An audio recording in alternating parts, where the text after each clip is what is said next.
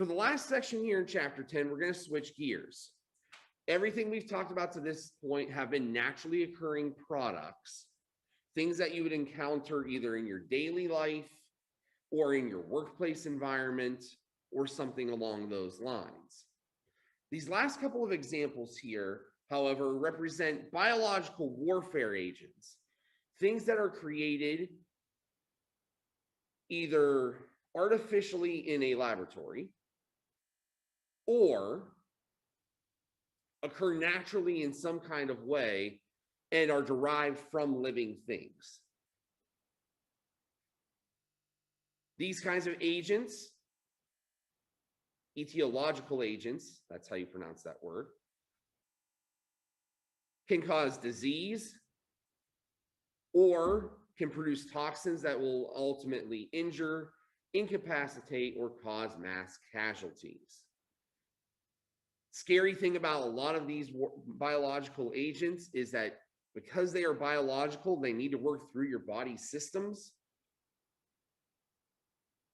It may take you a while to recognize it, anybody to recognize that they are there. So you may not actually know that you were exposed to it until days later you start to develop symptoms. What are some common examples of these? Well, before we get to that, how would these be distributed? Yes. Okay. That would be method number 3. You inoculate fabric, paper, or other items with the infectious material. So Josh is thinking of anthrax. Probably the most famous anthrax scare here in the United States occurred in 2001, 2002, where anthrax-laden envelopes were sent to a number of members of our government and our news media. Oh, go ahead.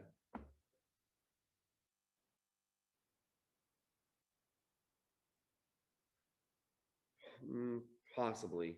I could be confusing with something else. I thought that was cyanide. Okay, that's a little bit different. That's not a biological agent. That's a different kind of toxic methodology. Other ways, aerosolization. If you saw the first Christian Bale Batman movie, the Batman Begins, the biological agent that Scarecrow used was basically an aerosolized neurotoxin that made everybody hallucinate. Also fits into the second one, the contamination of food and drinking water. Batman villains are really good at this. So there are lots of ways that we can get these kinds of agents out there. And because they're biological, they have a means of surviving kind of on a longer scale than others. All they need is to be exposed to a host. Once the host absorbs them, inhales them, however, they can go to work on that person and start to degrade their immune system. When infectious substances are transported, they have to carry the biohazard placard, as seen here.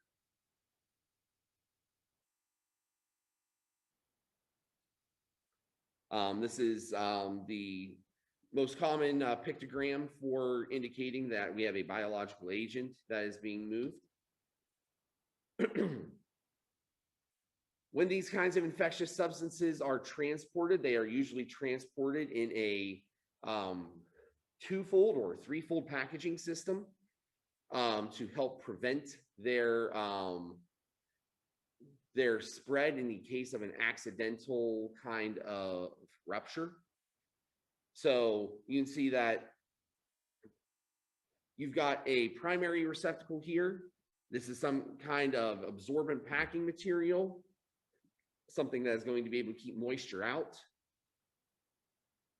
Could be something like styrofoam, could be something like a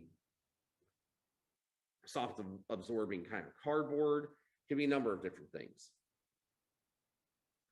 Inside of that contains the waterproof culture specimen tubing. That goes inside of a secondary package. The secondary package tells what is in it, where it came from, who sent it. That is usually made out of some kind of a rigid cardboard of some sort, something that is also relatively water resistant. And then finally, all of that is packed into a larger third box that is usually of some kind of rigid material, potentially encased in packing material, styrofoam, something that would prevent accidental tipping and shock and that kind of thing. So all those precautions are in place so that in the event that this gets bumped or dislodged or otherwise runs into some kind of catastrophe, maybe it gets flooded, the chances of the infectious substance getting out, or you opening up all the packaging and finding a vial that has been broken and is open, and now all that infectious substance is just out in the air, out in the packing material, chances of all that are pretty low under the triple packaging system. All right, let's talk about anthrax. Anthrax is a bacterial substance, Bacillus anthracis.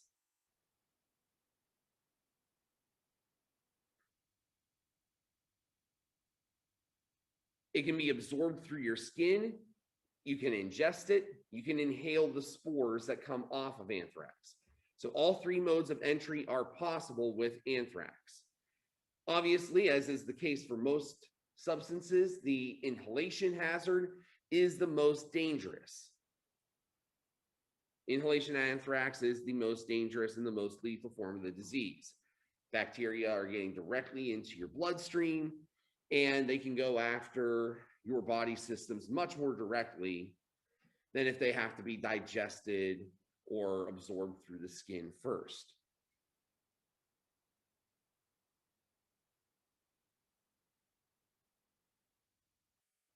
Another common form of biological agent is something called ricin.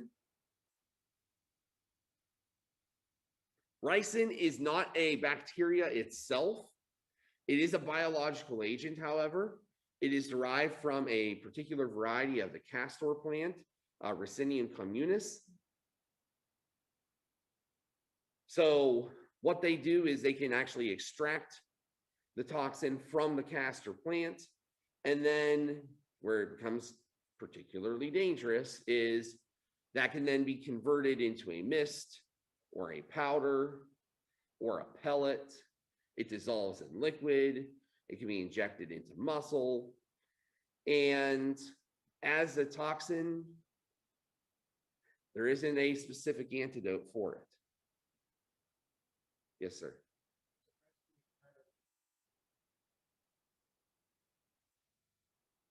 Yeah, I can't say I'm not surprised by that. You know, I don't know what other uses the castor plant in this case would have other than something like castor oil, but they're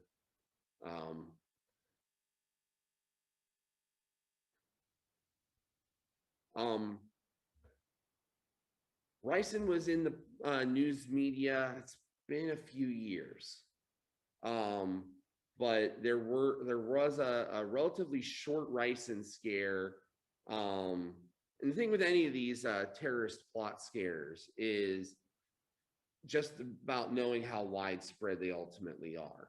In the case of anthrax in 0102, this is coming off immediately off of the heels of the terrorist attacks on 9/11.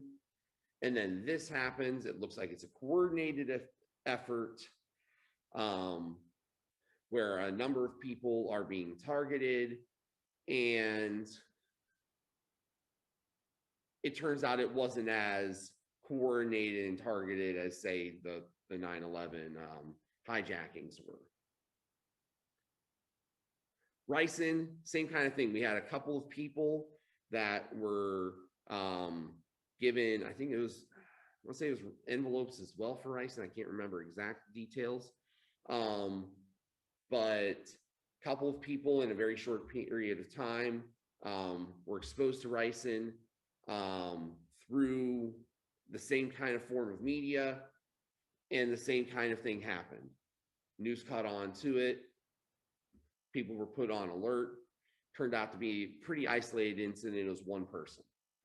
It wasn't a massively coordinated effort. So that more or less concludes for us chapter 10. There are other kinds of toxins out there. There are other kinds of biological and toxicological agents that we could talk about at greater length. But these are probably the most common ones. I chose anthrax and ricin because, in particular, here in the United States, we've dealt with scares of both of those on a large national scale. And even though 9/11 was now 20 years ago, it's still relatively fresh in the public memory. Most of you, if I say anthrax, have at least some idea of where the origin of that story came from. But we're going to close the book on chapter 10 right there. Before we move on, any questions about toxins, toxic materials, or other things that we discussed here in chapter 10?